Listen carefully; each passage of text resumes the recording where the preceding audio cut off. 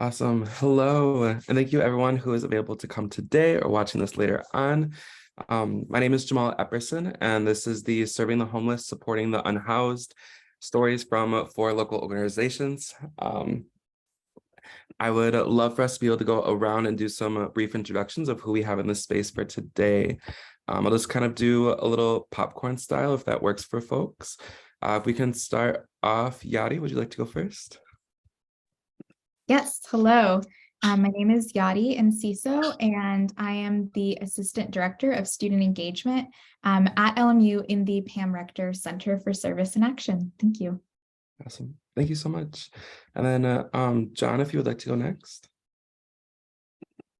Hi, I'm John Frank. I am the Senior Librarian at the Venice Abbott Kinney Memorial Branch Library.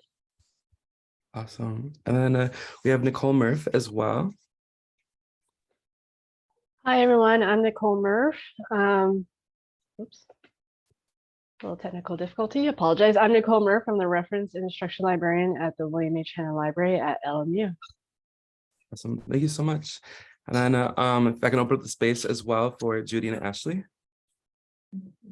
Okay. I'm Ashley Nufio. I am a past resident here at Alexandria House with lived and experience. And I'm Judy Vaughn, and I'm one of the founders and the past executive director at Alexandria House. And I also have had the privilege of living here all 26 years. Awesome. Well, I'm stoked to have you all in this community, in this space all together. We have some additional folks. We have Stephanie here and also Ray, who are helping with a lot of the logistical pieces. I want to say a huge kudos to all the folks that have been able to make this thing possible. I know all the logistics, all the different timing schedules is not easy. And I think this is like a really, really important topic for us to kind of delve into.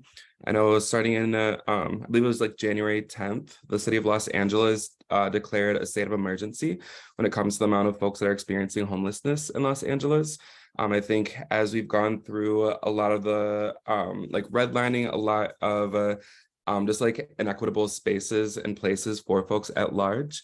We've seen a lot of different changes in our communities. We've seen a lot of different folks be pushed out of housing. And so before we get like too deep into it, before I get too deep into it, if I can go around a little bit and just talk about the different organizations that we are part of, the different things that are going on in our organizations and what kind of like brings us into this space today. I'll just kind of leave it as an open floor if folks would like to kind of jump in. So I'll start. I'll do the ice breaking. Again, my name is Ashley. I just wanted to start off by saying I was homeless about 6 years before I came to the Alexandria House in 2016. I stayed here for a year, and I come to a lot of meetings like this and conferences, just trying to change the stigma that comes with being homeless and how people sometimes view us, or shame that is brought upon people who are experiencing homelessness, and just try to speak, knowing that it can, it can really truly happen to anybody, and it's a very difficult time. But organizations like the Alexandria help a lot, and they definitely help change my life to where I'm able to now speak upon it, my experience, and normalize what it is and the struggles that come with being homeless, and just bringing awareness and trying to change. Even I was a part of the Bay Initiative and just trying to change accessing benefits easier also. So it's a pleasure to be here and to speak with you guys. Thank you. Maybe just to take it another step, thank you to LMU. We participated in a number of the programs here, and both Ashley and I are very familiar with the commitment and the dedication. Alexandria House, really just briefly, because I know a lot of folks are familiar with the agency, and this is how I always put in a plug. If you really want to get a sense not only of Ashley, but some of the other folks who make up the community, 6 minutes and 58 seconds, watch Intentions. It's the Justin Bieber and Quavo video, and you'll be able to see the community in action. But we're 3 things. We're a long-term shelter for single women and women with children who are homeless. We also are a neighborhood center. Many of the women who are currently unhoused get separated from any notion or understanding of neighborhood and community. So we're a neighborhood center as well. And we also understand that no matter how well we do the work, we're just one agency, and the significance of doing systemic change work, of which Ashley has really been active in that part of our mission. So that's sort of who we are. 13 of us came together in '96. I don't think we ever envisioned the growth of the agency, and would just say I'd love to have you come and visit if you ever have a chance.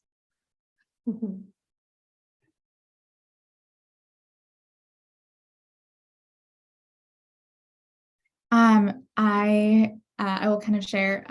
So again, my name is Yadi, and I'm here representing the Pam Rector Center for Service and Action at LMU. Our office, broadly speaking, is the service and social justice hub of the campus here at LMU. And my role in particular, I work with our service organization community, which is made up of 10 student-led organizations encompassing almost 400 students who are involved in full-time service work out in the LA community. My own kind of personal journey to this moment, I went to LMU and was part of the service work community, and afterwards completed a year of post-grad service with the Sisters of St. Joseph of Orange. I served at St. Joseph School in Santa Ana as an AmeriCorps volunteer, and I also did full-time volunteer work at the Catholic Worker House in Santa Ana, which does homeless outreach, as well as Mary's Kitchen, which serves hot meals to the unhoused, which is no longer there. Unfortunately, Mary's Kitchen is no longer. And I also volunteered at the California Institute for Women Prison in Chino, California. So my own experience working in and with different populations, combined with my passion for working with students, has kind of led me to this role in working directly with our students who go out and serve in the LA community at over 60 local nonprofits serving in social justice areas, ranging from our unhoused neighbors to children, tutoring, environmental justice, and so on. But I think I will get into that a little bit later. So thank you.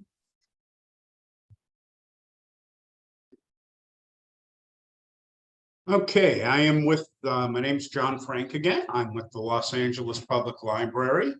I've been the senior librarian at the Venice Abbott Kinney Memorial Branch for the last year or so. Before that, I worked at the Will and Ariel Durant Branch in Hollywood at Sunset and La Brea. Did that for about a decade. So we have a number of ways that the library interacts with the homeless. We certainly are a civic center. We certainly are a hub of information. I was running a program pre-pandemic out of the Durant branch, and a number of branches at the Los Angeles Public Library do this, called The Source, which is kind of a one-stop shopping for a number of needs. You can get, we had DMV, we had health, we had a guy who used to who cuts celebrities' hair, came and was, giving people haircuts. So there's a whole bunch of possibilities with the library. I'd say the number one is we make it easy for people to be part of the community. Mm. Hi, everyone. I'm Nicole Murph, reference and instruction librarian at the Hannon Library at LMU. Although we don't do specific programming, but what, like John Frank had indicated, we are a hub for information for those on campus. We serve the students, faculty, and staff. In our case, it's so because we're an academic library, but we are a hub of information for those who are experiencing houselessness and homelessness. So with that being said, if they need access to computers, we have that. If they need access to printing, because if someone, most likely, if they're struggling, if they're houseless or homeless, they need, if they're struggling to get a computer device, we have that for them. We're also a safe space. And so an extension of where they're where they're currently staying at, temporarily or otherwise. We are a safe space for them. And just like John indicated, it's a space where they can be part of a community and not be dismissed or overlooked. They can participate, digitally speaking, being part of the community, and physically being part of the community as well. So that's what we offer for those who are experiencing any houselessness or homelessness on campus. And for personal experiences, I apologize, for personal experiences, that drives me all this is just growing up throughout my life with my mom and I, just financial struggling. We never experienced houselessness and homelessness, but we've came close a few times where we were looking at that possibility, especially when it culminated to the Great Recession, and we encountered those who were homeless head on, collecting bottles and cans just to get some food, things like that. So these are folks, as we're seeing now with the pandemic, who are recently homeless because they got evicted or lost a job and so forth, and it starts to snowball affecting their lives. And so having those conversations with the homeless, you get a sense of where they're coming from, and also they have their own ecosystem, their own networks. And so that's what drives me. Awesome. Thank you all for sharing. And just the vulnerability and peace in this space. I think a lot of times we can feel very removed from these experiences. I think a lot of times we make like a lot of different assumptions when it comes to folks that are experiencing homelessness or folks that are unhoused. We see a lot of different assumptions that are made in media, in movies and TV shows, on the radio. I think when it comes to our own experiences with homelessness, when it comes to our own experiences with folks that are unhoused, what does that look like for y'all? I think for like myself, I know I was a emancipated foster youth. And so like there were different times where like I didn't necessarily have a space to go to. I would just hop from like couch to couch. When people ask like, what's your permanent address? I would say, let's go to the next question. And those kind of pieces, like thankfully I had those people, those spaces and places to be able to like have that community that I could jump to. But I know at the same time that experience is different, similar to what Nicole kind of talked of and what Ashley also talked of a little bit, wondering if folks are comfortable sharing what that looks like for them. I can start. If I hope I understand the question right, I'm just going to start with how I became homeless and a little bit about what homelessness was for me, my experience. I was fairly young. I was about like 15 to 16 years old when my mom she fell into drugs, and she was using for a couple of years until she left the apartment. And so she left me and my sister, and when my grandmother found out about it, she took us in. And when everybody was away, I was really emotional. I was, a young teenager who just lost her mother, and I was very involved in my school, and I lost all my friends and everything. And so my grandfather pulled me aside and said, hey, like, we can't have you here. You're very problematic, and we just can't have you. And so just like that, I was homeless, alone, not even knowing what the word meant, to be honest, not even knowing that people my age could experience that. Because, I just thought people have parents and then they're always going to be there. So for me, I fell in love really quickly, and with a man who really his family wasn't stable either. So a lot of the time we were renting rooms from strangers. One of the hardest, just bouncing around, like from either his mom would date around and we would sleep at the man's house, and sleeping in a car, or there was one night I have 3 kids, and I remember only me and the kids, I really didn't know what to do. And I spent one night pushing my stroller through the whole night awake because I didn't have anywhere that night to stay. I would say one of the memorable experience that I had being homeless, where I really said, hey, I have to look for my own resources, was I spent 3 months in an abandoned house with no gas and electricity with my kids, and the police came and raided the abandoned house, and I was threatened that my kids were going to get taken away from my living experience that I was dealing with. And I got on YouTube and I thought to myself, well, I guess I have to see what it might be like. How do I get out? So I started searching, and I started searching how people go into shelters, because from what I thought a shelter was, I was thinking unsafe, but I ran into a video of the Alexandria House, and I knew it hit me just because the name Alexandria was a street I had grown up with.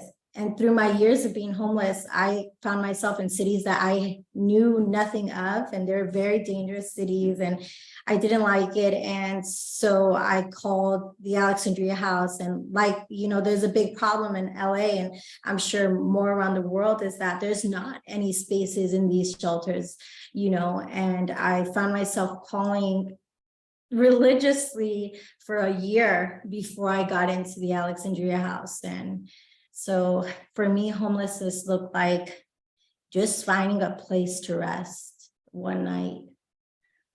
Yeah. I would say in my encounter with homeless, when my mom and I were struggling, it's just listening to their stories, if they're willing to share. Some number of them are very guarded, and understandably so. But what the sense is that they're surviving. They're surviving, and they have their own network.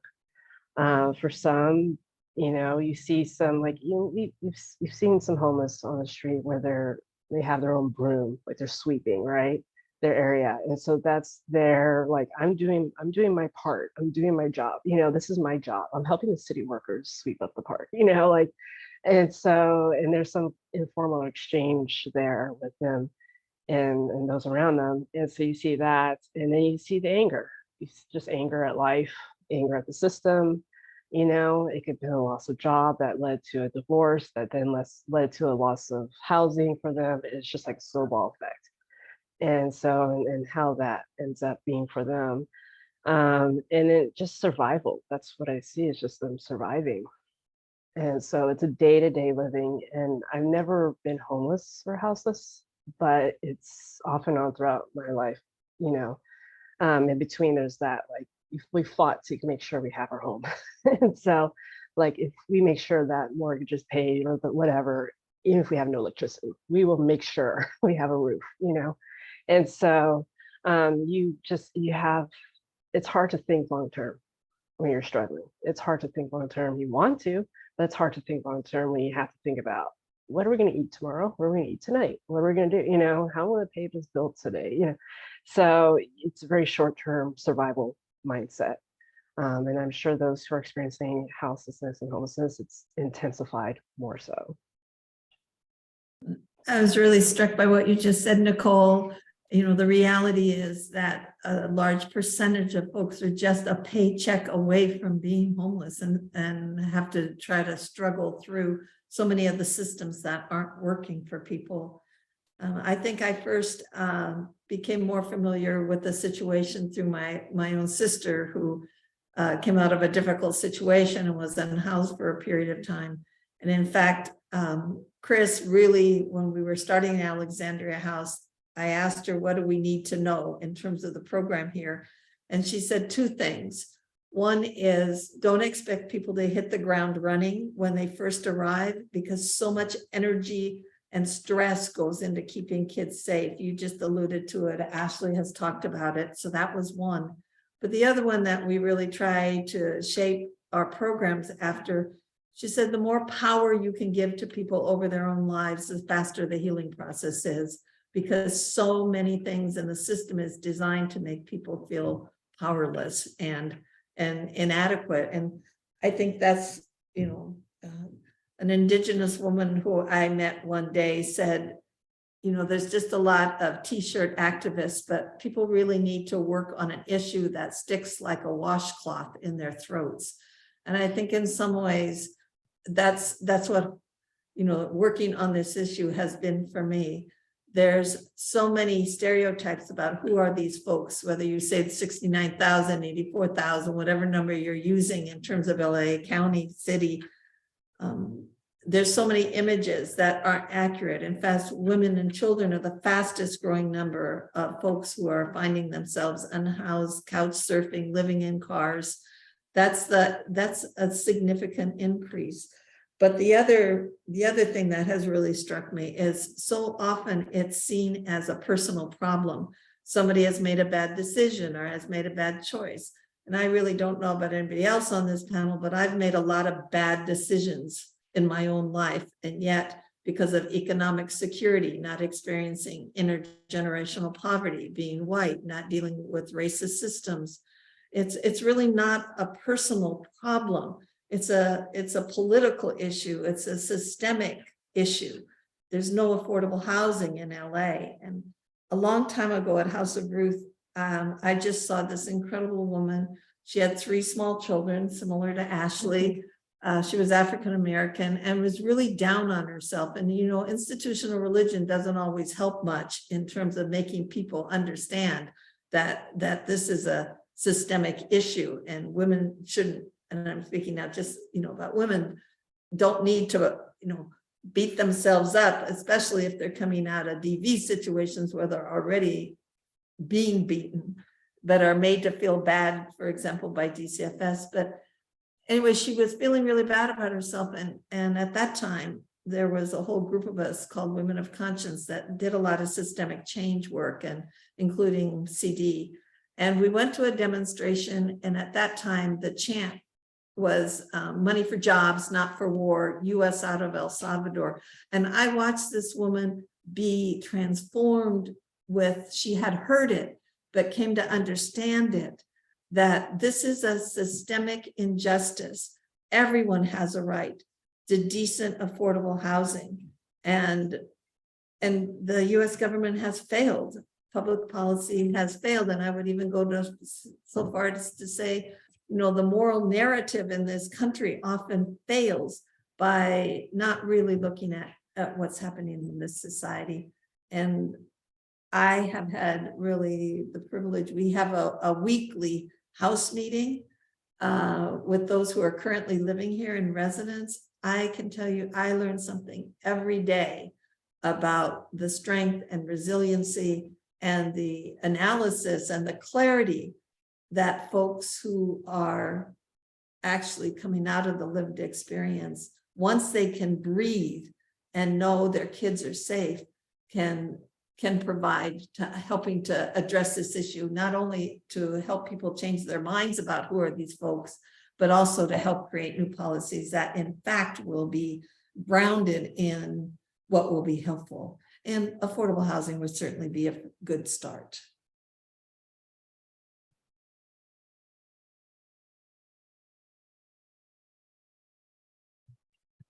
Well, just to, I really heard what you said about some of us are in a position where it's less, in a way, less personal than other people are.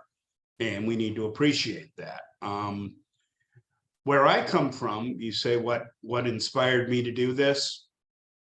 I can just do it in one sentence, is they showed up. We're public servants. You don't pick your public. And these are the people that showed up. Now, my experience for the first part of my career, for the first 20 some years, was in private industry doing customer service. I worked for about 20 years running customer service departments for a company called Teleflora and training personnel and all that stuff. And when they went to the Philippines and I didn't, I went to grad school and became a librarian. And almost from the first time I walked in the door, to running a public library, working in a public library, is you realize one of the biggest gifts you can give to people is to treat them like they're valued customers. Yes. And it's the same, it's just the same template. You know people's names, it's like going into your favorite restaurant. People have a place they can go in, somebody says good morning to them, they can get on the computer. If you've got a new haircut, maybe somebody notices it, but there's a certain basic humanity to it. And also there's a certain effort to be made to welcome people, because a lot of people don't feel welcome in this society.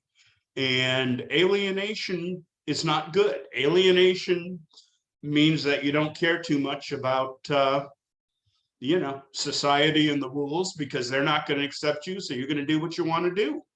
And when you can establish a relationship with people, even for a few hours, where they come in, they're welcomed, they're seen as humans, it just does immeasurable good. For all the work that I do with, referring people to housing and everything, I would say that the number one most important thing we do is make people feel like people every day they walk in the door.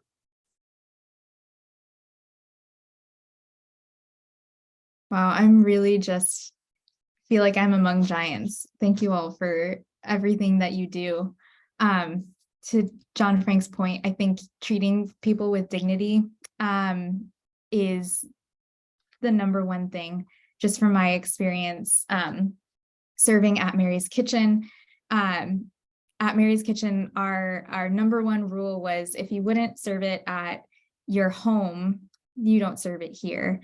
So, everything from the bagels to the hot dinners and everything in between, really focusing on the inherent dignity of the person and the person in front of you.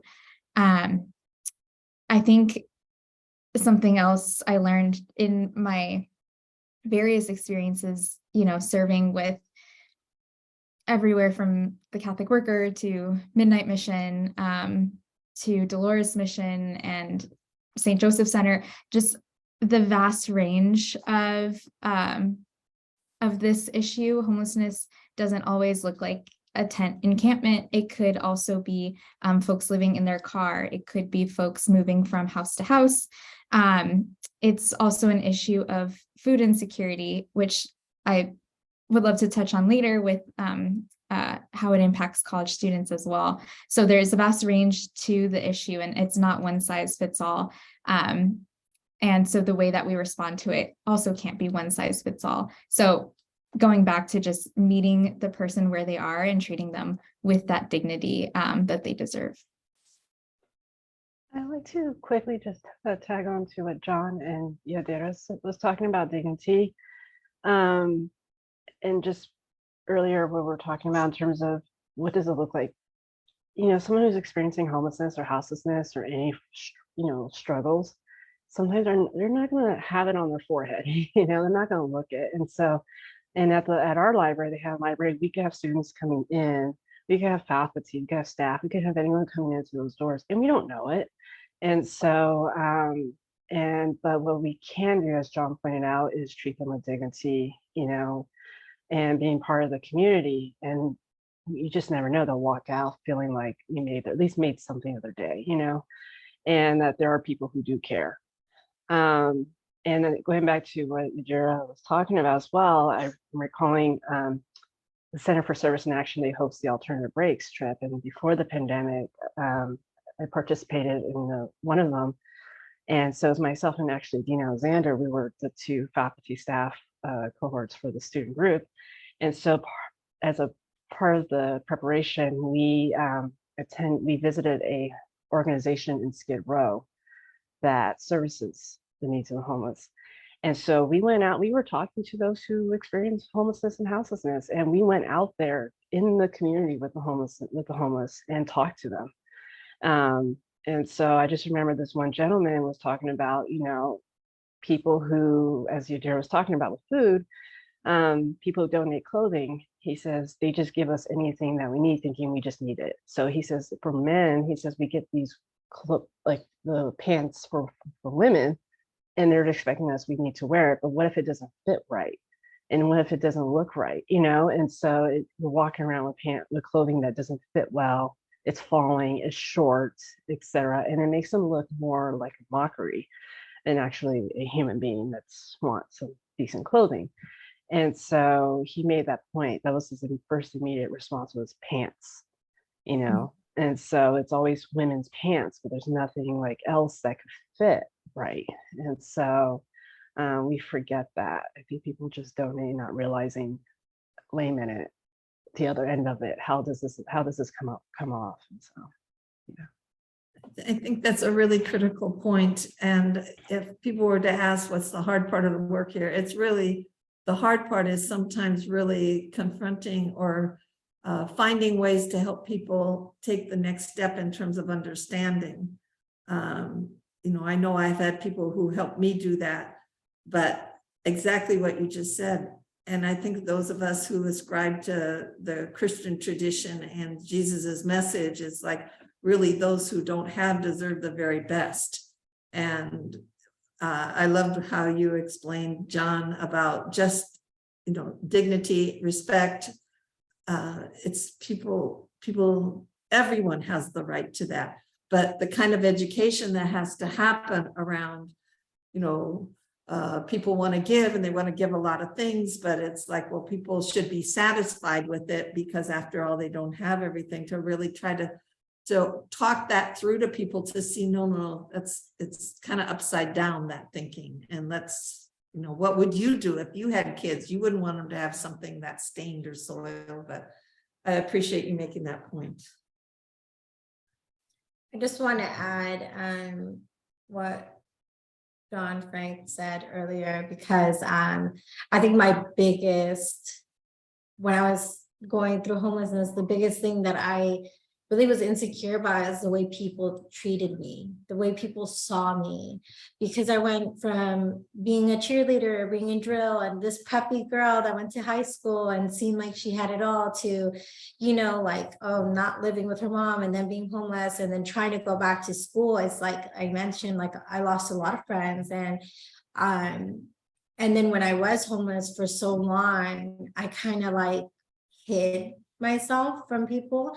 And when I would need to expose myself was when I was asking to stay the night at a hotel, or asking, going for ads that said rent a room and introducing myself, and then being like, no. And then I had a lot of motels like, no, we're full. And their empty parking lot was empty. And I just really needed a place to stay. But to them, they just look at me, oh, maybe she's a runaway, or, or I don't know what. But I never found myself feeling like I was treated, like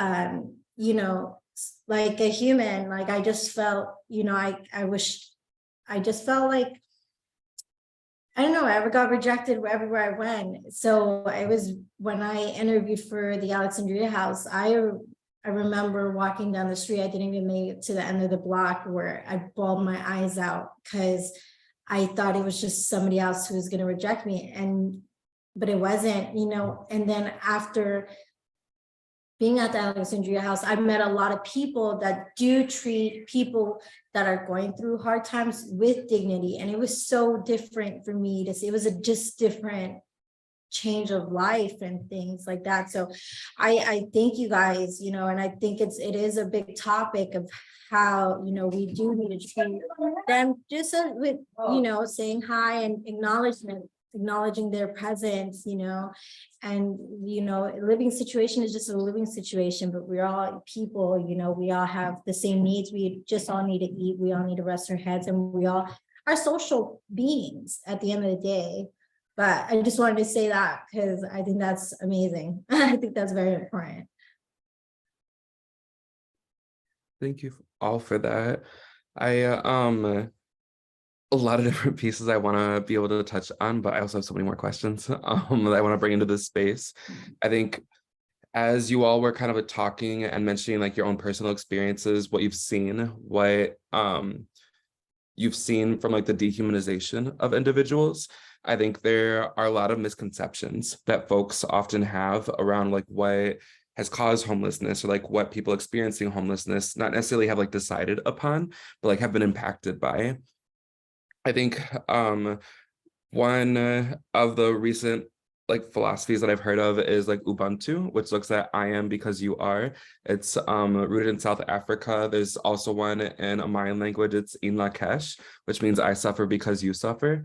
I think a lot of times when we think about the homeless population, we can get into that space and place where we just create like this boundary, this barrier, where people are not always seen as people anymore. And I think that leads a lot into like these levels of systemic oppression that kind of like create a lot of these different things that we that folks have mentioned for today. And so I'm wondering, in what ways have folks seen the kind of like systemic oppression that we've seen in Los Angeles, in California, in the United States, across our world, and how that kind of relates to folks that are experiencing homelessness at this point in time? I want to jump in on predatory. Predatory. So I assisted my mom. She used to be a real estate agent, you know, and that's a tough field to be in. But and we saw, yeah, when the Great Recession happened, when it was leading up to it, and then it happened, you know, Countrywide and some of those banks going under. We saw people, I mean, who were once riding high, you know, they had the expensive home in San Francisco, they had their own business, everything, and they lost it all.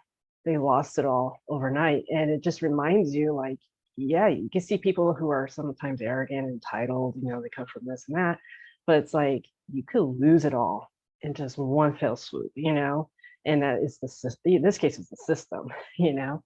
And just the way the loans, the option arms were handled, targeting communities of color, poor, you know, communities who were experiencing poverty, the elderly, you know, who are on fixed incomes, targeting them. And then when it came time when those interest rates were kicking in, they were losing their homes. And so handling, you know, the short sale, seeing that process, seeing and meeting the owners who are literally talking to us and showing us the memories of their home because they're losing their home because the banks refuse to work with them. And the things we heard was, I worked hard every day. I've had a job. I paid my mortgage on time for 12 years, 20 years, and the bank is not working with me because I'm hitting a hard patch right now. They're not working with me to modify my loan payments, you know, and so they're losing their home to foreclosure.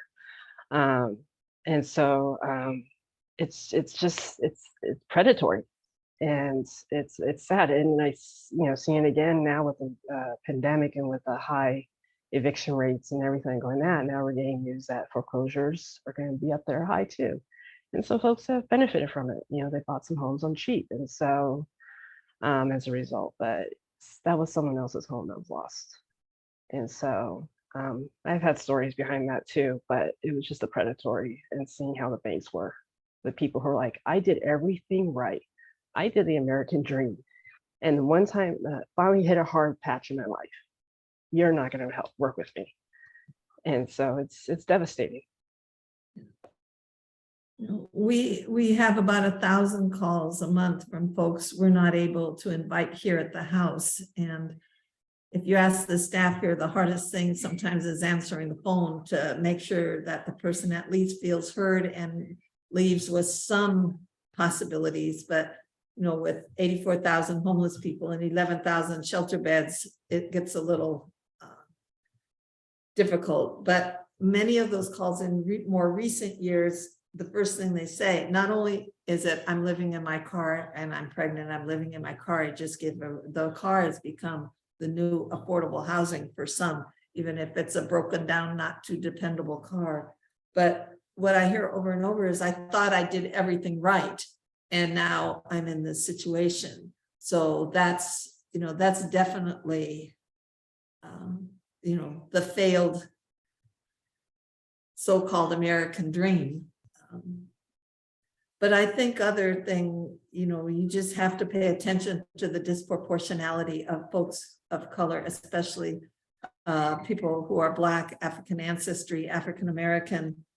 It's way over the top. And if we've seen anything over the last years, recent years, it's the use still of racist systems to perpetuate a system where those who have truly get more, and those who have actually are predominantly white, coming out of economic stability or wealth. And those who struggle to hold on to every little thing they have are people of color. And predatory, yes. And now that the encampments are in everybody's neighborhood, you have to make a stand. You have to decide where you are going to come down in terms of this issue, and really work with a number of groups. We participate with the Poor People's Campaign, really work to address the issue with systemic changes that need to be suggested. And people will talk about the failed Project Room Key that really by intent wanted to put folks into hotels off the street because of COVID. But many of the responses were, what do you do after that program's over? There were no, or very few, any case managers or project assistants or other resources to help people, one, cope with a change from being on the street to now in a hotel. There was a lot of security in place.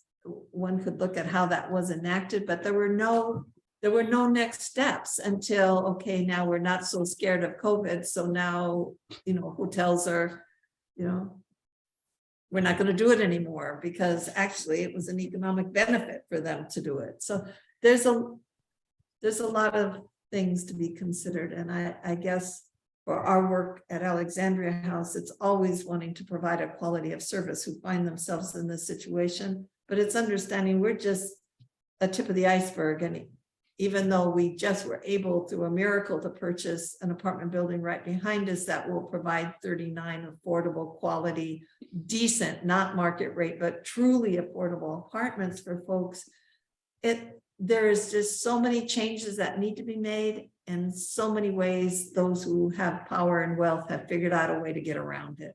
So there needs to be a shift in sort of the moral narrative in terms of telling this story. Yeah, oh, John, do you want to go? Please go ahead. Just to follow up on that point, I think that's also something I've seen. There's just not enough support to adequately meet the demand and the need, especially in a city like Los Angeles, where the cost of living is so high, and beds are so scarce, and the land to have affordable housing on is just not there. That's a major problem. I think it's also being able to keep up with ever-changing laws and policies, and bureaucracy can be very difficult. Just recently, I was serving at Bread and Roses Cafe, which is by the St. Joseph Center. And one of the clients there asked if I knew anything about the new mayor's initiatives for getting people off the street. And he was like, I've been applying to this, I've been applying to that, and I've been rejected from this, and I've been rejected from that. Now we have a new mayor. Do you know anything about it? I go, oh my gosh, I don't know. I haven't kept up with how, things are changing and ever evolving. So as policies and laws change and new administrations come into place, how folks have access to that information is also a barrier, and can be very challenging. A very basic, I think, systematic thing that keeps people from lifting themselves out is even just needing an address. That was something we encountered at Mary's Kitchen a lot, that folks who are applying to jobs needed to provide a home address. And if you don't have a home address, you can't apply to a job. So that further perpetuates the problem and keeps people from applying. There are many places that will thankfully allow folks to use their address. Mary Kitchen was one of those places that had like a PO box system for clients to have an address, a temporary address to use when applying for jobs. And like I mentioned, unfortunately, Mary's Kitchen was shut down by the city just a few years ago. So I think there are a lot of barriers, and there is a lot of there are a lot of barriers to helping folks that need it. Yeah, I would, barriers that really, especially when you stigmatize people, it makes it harder for them to seek help. I guess my big thing, and just to say it bluntly, our society's making too many homeless people. And we're put in a position where we're reactive. So we're doing whatever the end product is of this oppression. Okay, so we're dealing with that. Obviously, if things are ever going to change, the solution has to be upstream. It isn't taking care of who's ever unhoused right now. It's making sure we don't keep having so many unhoused keep multiplying. I think a lot of the times the best thing we can do with the resources and what we've got is to get folks through to the next day. It doesn't, we just do not, I have not heard of a complete solution on a scale that we need. And I think a lot of the problem is that we're just reactive, and, it would take systemic change not to have as many unhoused people as we have. I would add on to it, like, you got the issue of NIMBYism, as Sister Judy had indicated. In my own neighborhood, there's the idea of opening a motel, rehabilitating apartments to help with the homeless. But it was like the NIMBYism in the area was huge, and so that issue. But going to what John was talking about, just getting people through the next day, and so things like going, like Yadi was talking about, going with the systems that perpetuate this vicious cycle. So if someone needs an address, but they don't have one, how can they apply for a job? If they apply for a job, but that company's like, I'm going to do a credit check on you. Well, if you're experiencing houselessness and homelessness, or that's a financial struggle, you're going to, and so what are you going to do? Deny them a job, because especially if the job doesn't pertain heavily with involvement of money, but what are you going to do? And so we're so black and white in how we think, not looking at the gray areas to see, like, okay, I have this report in front of me, what's going on, especially if we're going through a pandemic or a great recession or a depression, like, what's going on with this person's life, and having that time to maybe have a conversation with them and finding out their story.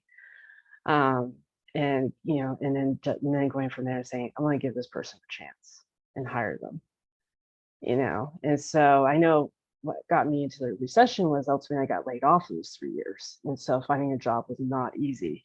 And so what got me out of the financial struggle during the recession, with the Great Recession, was being hired by my alma mater, LMU, when I applied for the position for the Department of Art and Art History.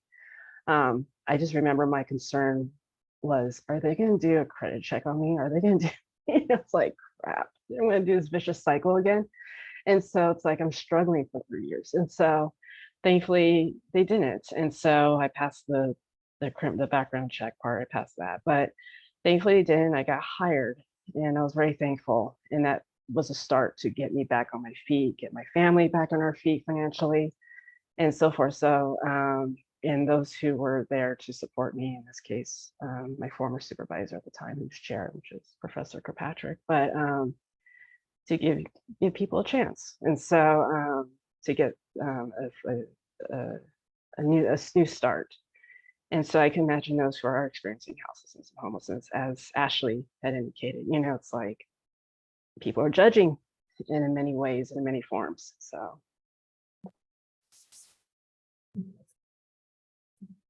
Hi, I wanted just to touch on the jobbing, getting employed also. It's very hard. And I recently got laid off in the pandemic, right, pre-pandemic. And I mean, I just think even, some of these employers make it impossible for single mothers to get employed. I'm finding it horrifically difficult, even myself right now with, over like 3 to 4 years of experience as an assistant and, using office machinery, even getting a McDonald's job part-time is like, I think the hard part, even with when I was, homeless and stuff like that, is they want you available for these long excessive hours, and they don't settle for less. I mean, and it makes it impossible because you just, with these couple of months, even a year, that I've been applying to every little single store, anything, anywhere around my area right now. And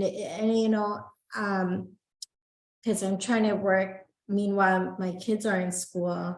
I'm, dealing with financial hardship at the moment.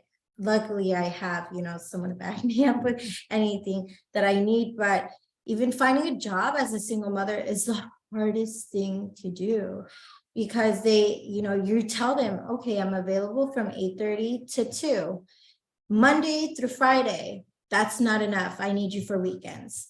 But how can I work a weekend when I have my kids who are not in school in the weekend? I mean, that's the one thing I'm struggling on right now, which I'm getting, but I just wanted to input that, because even when I was homeless and I would reach out to my sister for the idea of, getting back into work. And luckily I got into working through the TSC program, which is, they outreach to companies that they are demanded to give you that position because you're coming from a welfare to work program.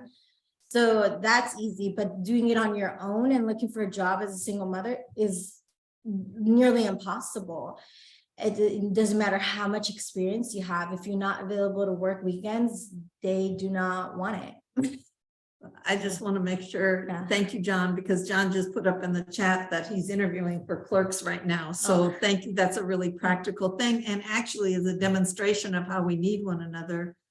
I think what I appreciate about Alexandria House is our growth over the years has been needs-based. So exactly what Ashley just said early on, we knew that especially younger moms with little kids, you have to have money and a better job to get childcare. Childcare costs are outrageous. And if you don't have childcare, how do you get a better paying job or even go back to school so you can get one? So we have here our on-site free childcare program to really support women for whom that is their dream. And the other one that is our most recent program really came out of the experience, Nicole, that you were referring to during the pandemic. Those who were the most recently hired were the first to let go. But what we found is a lot of women have a dream about starting their own business. And so we're in our 4th cohort of women who might not have all the tools or the skills or the support or the seed money to start a job, but it's called Startup Sisterhood LA. And women are now becoming their own entrepreneurs, and how we support small businesses, local growing businesses. I just encourage people to go to our website and see some of the amazing businesses that have been started by many of our past residents. But here's the catch thing. If you have subsidized housing, then if you get a side gig in order to make a little bit more money so you can breathe a little easier, you are at risk of losing your housing.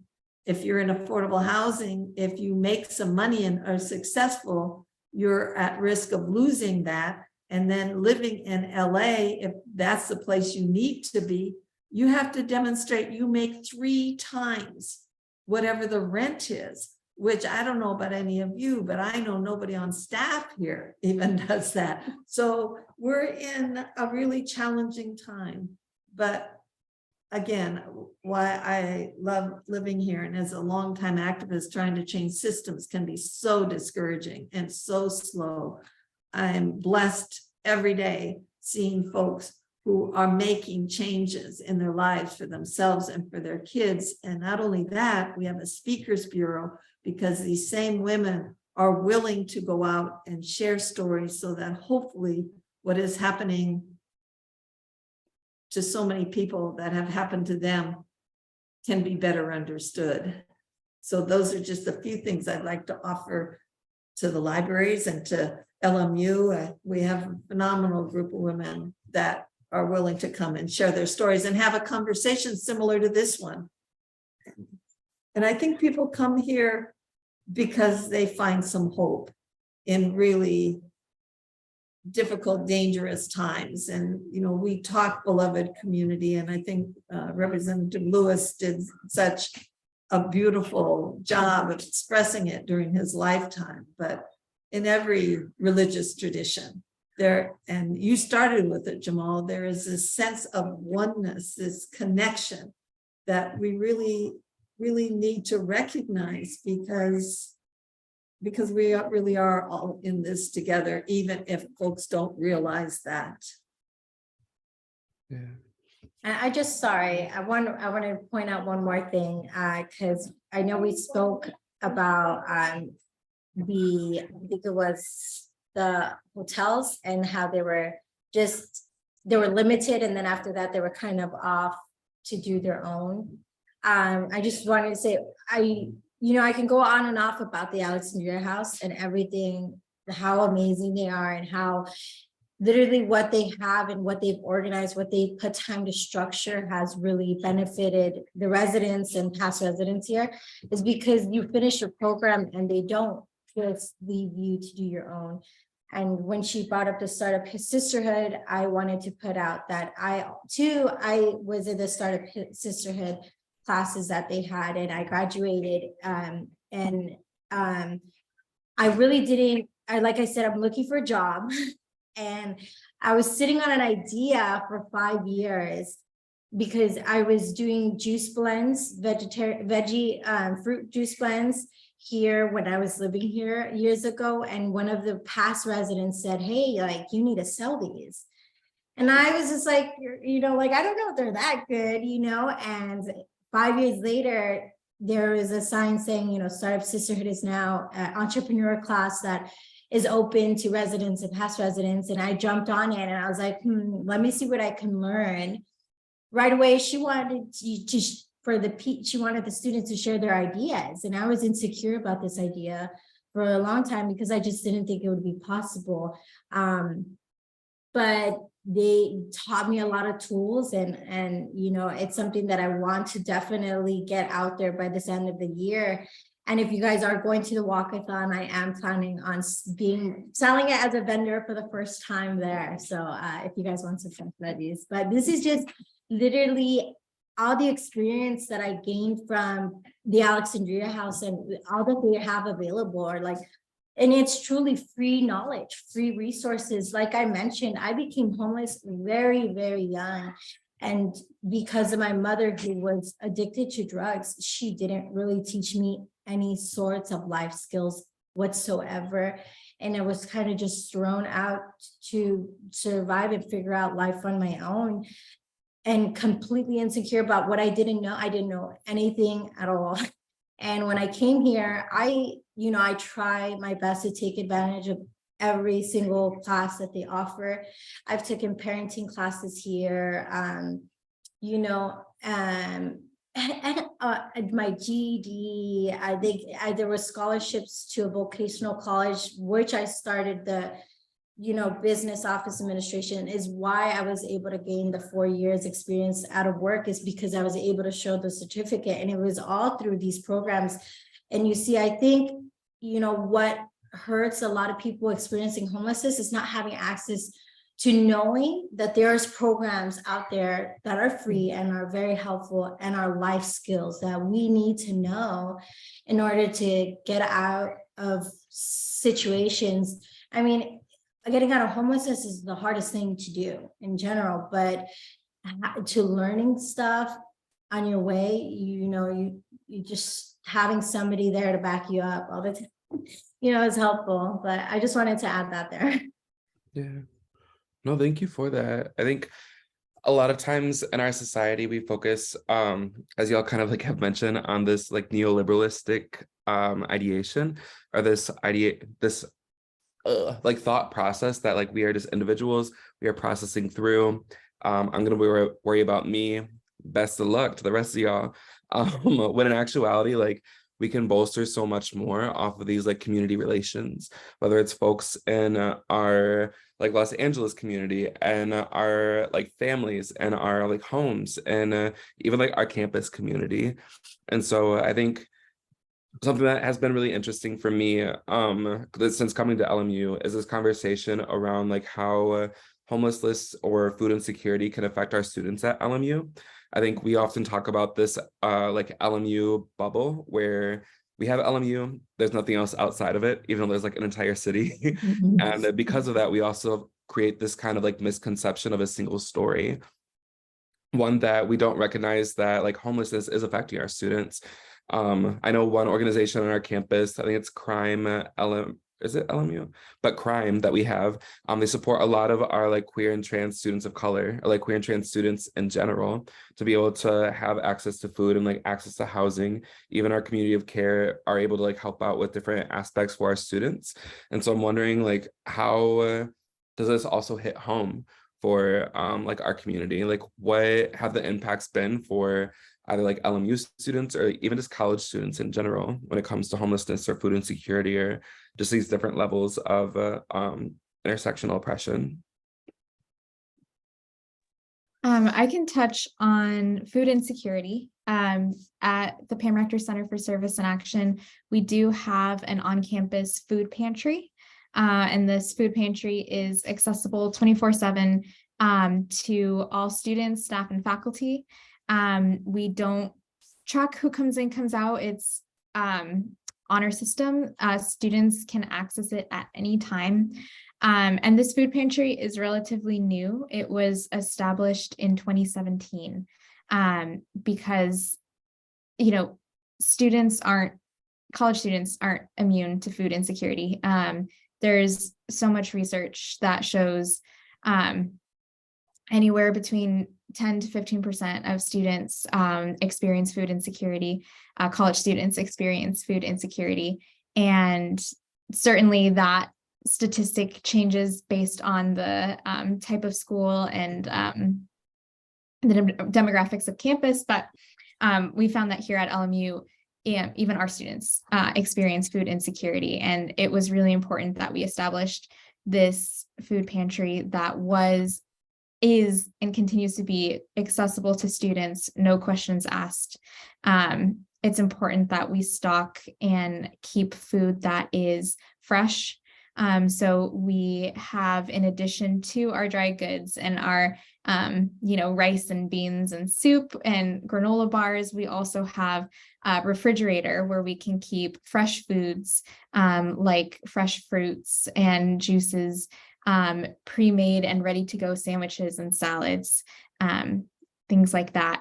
Especially around Thanksgiving, we create meal kits for our students who may not be going home for the holidays and that may need a little extra assistance to have full kits that they can make meals with, including a Thanksgiving dinner for themselves. So food insecurity does and truly affects students even here at LMU, and that's just one of the ways that we try and alleviate that.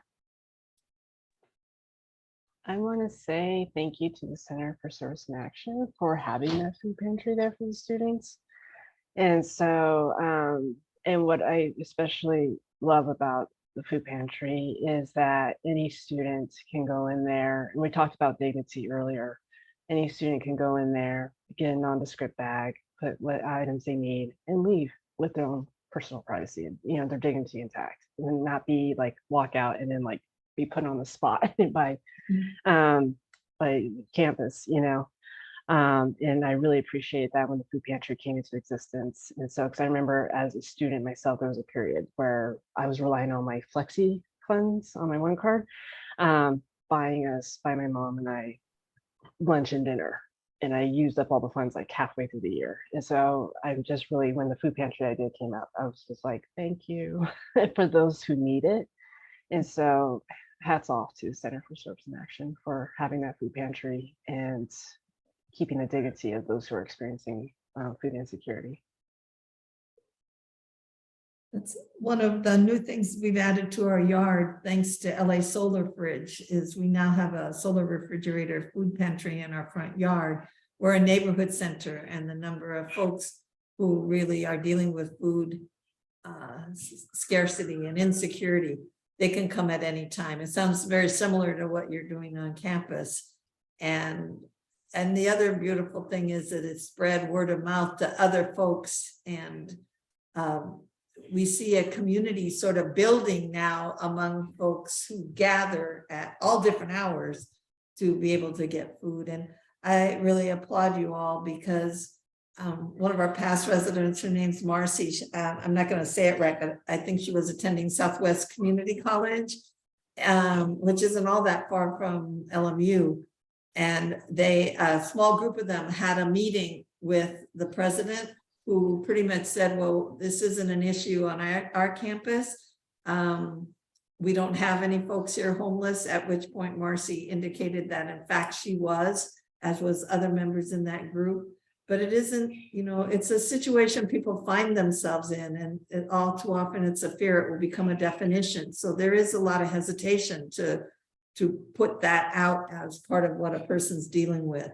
So we just find, and people say, well, aren't you afraid there, you know, one person's going to take too much, or all the arguments that people manage to find to resist something that really makes sense, because everybody has the right to decent food and the right to eat and a right to have a roof over their heads, or a place that they can themselves call home.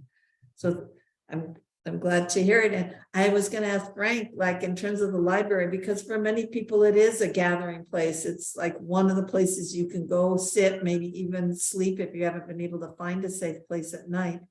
I don't know what you do in terms of the whole issue of food and you know, bathrooms and showers, because so many times people just can't find a place, even though there are places.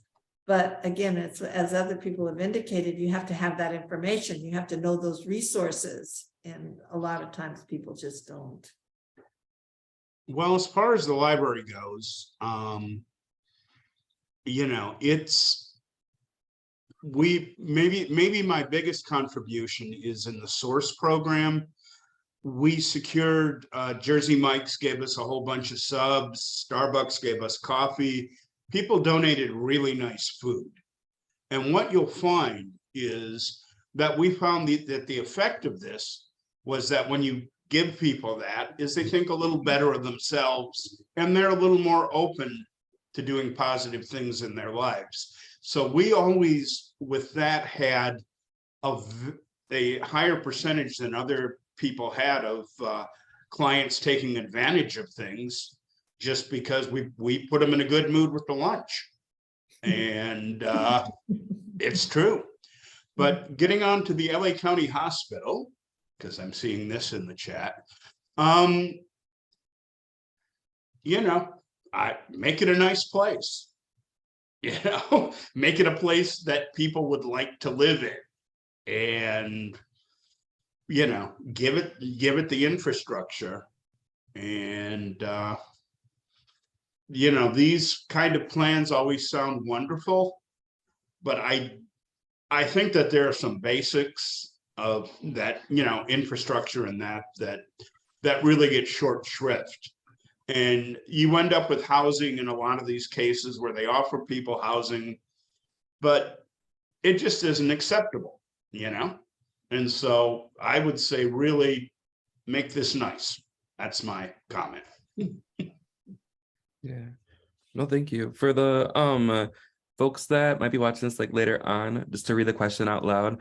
Everyone doesn't have to answer it, but honestly, feel free to. What do you think about the plan to turn the former LA County Hospital into a large facility to house unhoused people and provide affordable housing? It seems like doing it big and bold is needed. Gumption, willingness, as John indicated, to make it nice, but and the infrastructure, but it's got to have the sustainability, the long term, and also like the Alexandria House, what they're doing is, what happens afterwards? Are we going to be there as a support system? When they get out there, or we're going to just say, okay, you're done, next, and so is there going to be some humanity in this? I feel like that's the other component, is the willingness and gumption, just to keep that humanity going for beyond the time that person is in the hospital for functional purposes. But yeah.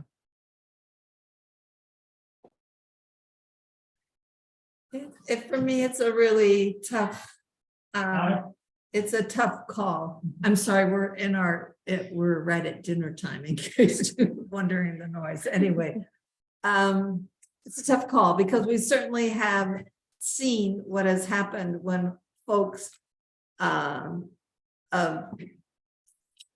limited economic means have been contained and, I'm going to say, housed in projects or on reservations, and become truly isolated but on the other hand, so a better thing for me is to really hold owners and builders to accountability, because supposedly at least 10% of every new building is to contain, not market rate and not wealthy affording buildings, but really something that people can afford, because many people would like to be part of a more multiracial, ethnic, multicultural, different income building. But on the other hand, and we talked about getting one day, just survival, one more day, people have to get off the streets. They just have to. And I think, thank you to Karen Bass, the new mayor, because she kept her word and immediately after declared it a state of emergency. But the reality is she fought hard for the win. And we know we're in a divided city. And I often think if Rick Caruso really had been serious about caring about homelessness, he would have done that 60,000 beds immediately, just because of the goodness of his heart. So it's, we're in a political fight here. And so I have mixed feelings, because we've seen how transforming an entire building or a whole hotel has gone awry because there weren't the services to really, in the end, give people a choice on where to go next and how to survive and how to get out of a situation of intergenerational poverty. Awesome. Thank you all so much. I noticed we've had a few questions in our Q&A. We've also had some direct messages come in as well, and want to hold space for it. Our next question is actually directed towards John. Is it true that access to the internet is the #1 reason that most people visit public libraries? This must be crucial for homeless folks trying to get back on their feet or looking for a job. How do you think that providing internet access has assisted the homeless? Let's see. Is it true that access is the #1 reason? It depends on the library, but in most, like Durant, like Venice, in most areas where it's lower income, where you have housing problems, yes, we are people's internet, we are people's bathroom too.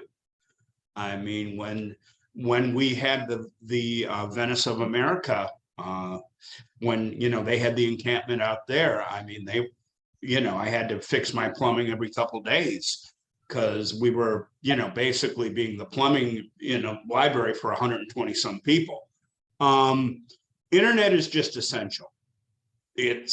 And if you want to be connected to society, if you want to get a job, if you want to get anything, apply for anything. So we try to lean into making it as simple as possible. You come in here, you don't need to give me your ID or anything. I'll give you an hour on the computer. If I don't have people waiting, you can get another hour. If you need somebody to help you, we can help you on the computer.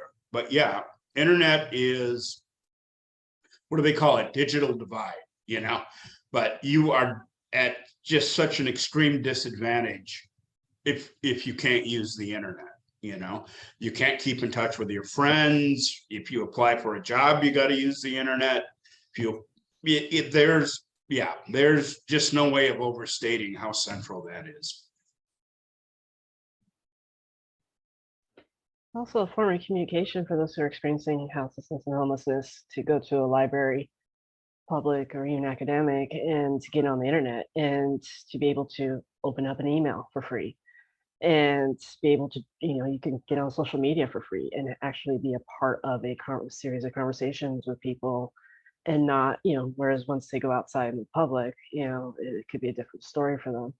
And so, yeah, it should be an essential items along with electricity, gas, food, and a roof over your head.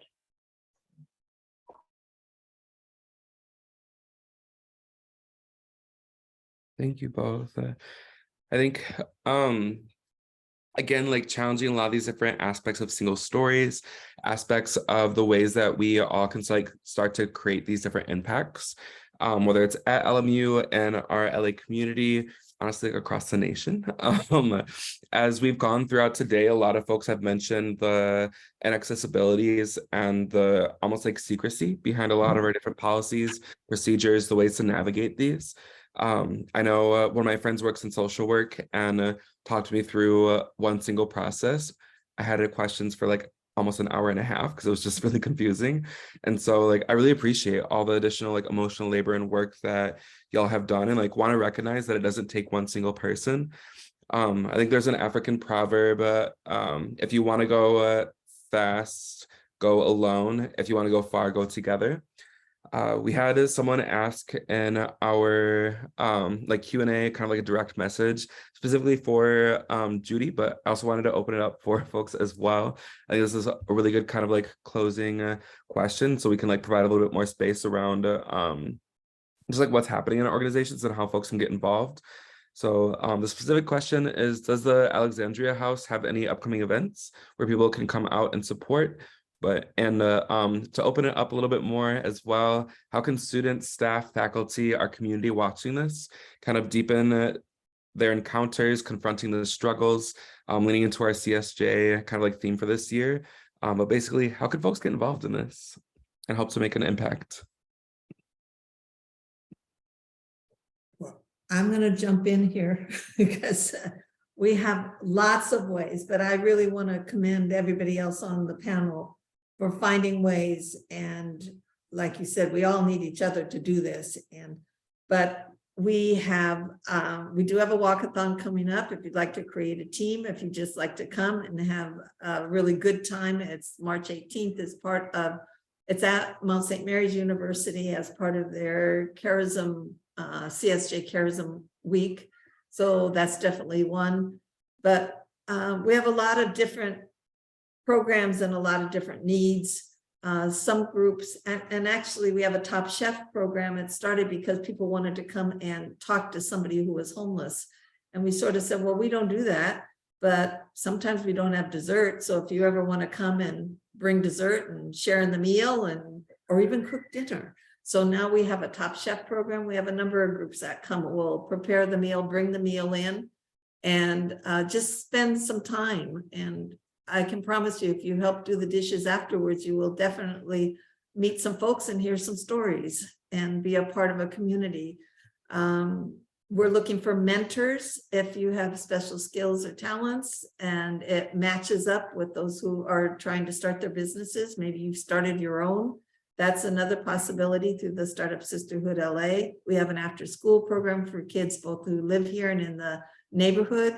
We especially are always looking for students, especially college students, that might be able to understand math and the sciences better than some of us do. So that's always a big one. We have kids who are really committed to writing their essays to get into college or just trying to make it through high school. So we have lots of tutoring possibilities if that's something of interest. We have a thrift sale for the community and the neighborhood every second Saturday, and to help get that set up. And if you have extra items, we'd love to receive them. So I would just suggest, so that other people can answer too, go on our website, and we'd love to stay connected to people. And I know we're at a little bit of a distance, but hey, we're here and you're there, and we can make that bridge. So I don't know, Ashley, other ways to get involved? I mean, like she said, anything. This is such a big community. There's so much opportunities that we're here to receive. I mean, any knowledge, like I said, I think knowledge is so powerful, and like people don't understand. You just go out and donate your time and your knowledge of what you could teach somebody else, or even just a conversation is nice to have. Just come and, feel the environment, and then you'll know as soon as you come in here, like, hey, I can do this, or the possibilities are endless here. I've met such great, amazing people from just, the childcare services, or like she said, cooking. We have, dinner is such an intimate thing. People love to cook here, and we love to speak. And like, the minute you step in here, it's such a community based where anybody fits in. And like I said, time is a donation. Like, what I mean? Like, your time is something to give, your knowledge is something to give. And just putting in the thrift store, your thrift store, if you guys want to donate anything to the thrift store, I shop there every month. But I think it's that really amazed me when I came in here and they were like, hey, you want to go downstairs? We're having a thrift sale. I was like, what? I literally get everything from there. I renovated my apartment from the thrift sales. I mean, anything. I like, knowing that people want to get involved. And I think the first step is just getting your foot through the door. And John, you did it. Ashley said she's looking for a job. You immediately put up that you were hiring, and that was a model of, if you have a job, and folks are not even here at Alexandria House, and also everyone gives and everyone gets. And really thank you to LMU for having your food pantry.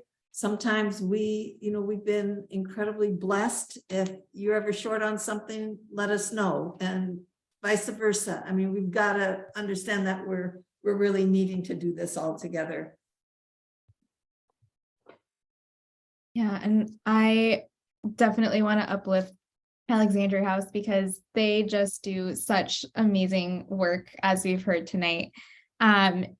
For folks connected with LMU, students who are looking to get involved, our office here has a database of lots of different local nonprofits and organizers in the LA area that we can connect you with to do really good work in and around the LA County. Different options depending on your interests, different options depending on what you want to do and get involved with. And the food pantry is definitely one of those ways to kind of give an immediate need, since we are constantly in need. The food pantry is funded by sponsors and donations. So we have 3 main ways that you can give. We accept food in person. We also accept monetary donations.